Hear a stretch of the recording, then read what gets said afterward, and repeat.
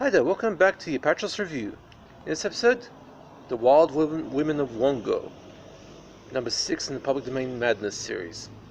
Hi there, welcome back to the Apatros review, your guide to the wild world of science fiction, action, and horror. With me, your guide, Mila Sipka. Now, this is basically the 6th episode I've done of the Public Domain Madness series that I've been doing for the beginning of this year, and I've covered some pretty strange places. Now, in this episode, we look at the film The Wild Women of Wongo, which was directed by James L. Walcott and apparently some parts by Tennessee Williams in the year 1958. And this is one of those really cheap and really bad prehistoric women films, cave-babe films, that came out in the 50s and were reputed to be very badly made. This one's pretty formidably bad. Anyway, The Wild Women of Wongo was part of the Sci-Fi Classics 50 movie Megapack, my review print, released sometime in 2005 by Fearless Entertainment, the only genre multipack of its size on the Australian market so far. Unlike the United States, which has a large supply of such things, public domain source massive multipacks aren't exactly popular in Australia. Although the success of Mill Creek's various multipacks in the US is starting to be imported to the country, but to this date there are currently no local releases detected in the marketplace as of this moment. Now for the story. Thousands of years ago, there lived two tribes on neighbouring islands, the tribe of Wongo, which had beautiful women but ugly men, and the tribe of Guna, where the opposite was the case, beautiful men but ugly women. When the island is attacked by a tribe of very ugly-looking ape men from a different island, and also despairing of their treatment by the menfolk, the bombshell women from Wongo head into Guna territory to take their chances with the Guna menfolk. This was another of the micro-genre of extremely cheap and extremely bad prehistoric films that came out of nowhere in the 1950s and harassed the sensibilities of driving moviegoers of that decade. Like the other films in this ridiculous subgenre, the Stone Age women all look like they've just stepped out of a Hollywood beauty salon, wearing animal fur miniskirts, a bit wind here, and have legs so fine they would see a long career on Las Vegas showgirl chorus lines. However, unlike the other films in this misbegotten subgenre, The Wild Women of Wongo is incredibly bad.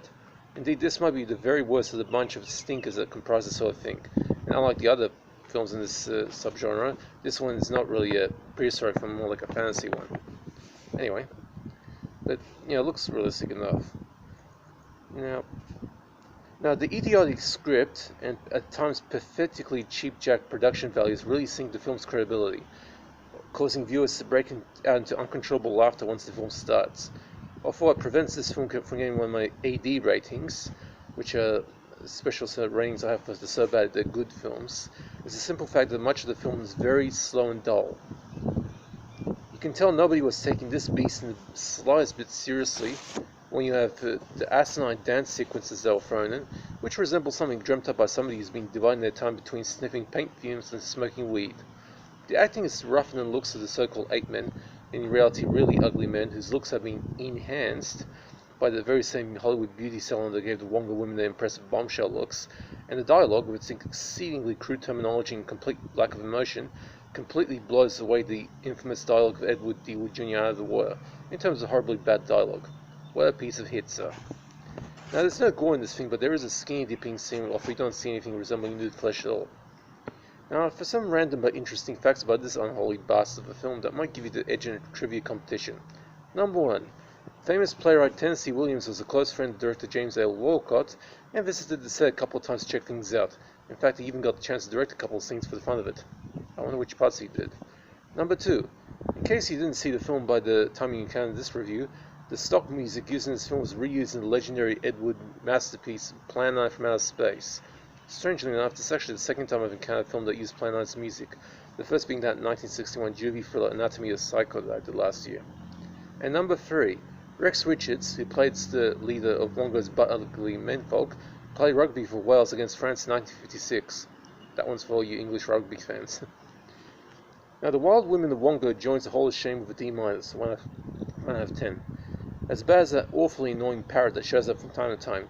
Now, I'm a bird lover, but I absolutely hated that parrot. My late Budgie that I had a much better personality and he was awesomely cute as well. Love that bird. Okay, that's it for that one. Now, I'll continue this Public Domain Madness series. This is the 6th one, so that leaves about, well, up until 13. Yeah, no 7 or 8 to go. Hope you guys enjoyed that. Now, I don't do requests, but if you want to know if a particular film in my collection, just hit me up in the comment section and I'll answer. Hope you guys are staying safe and relax, take it easy, and that's it for this review.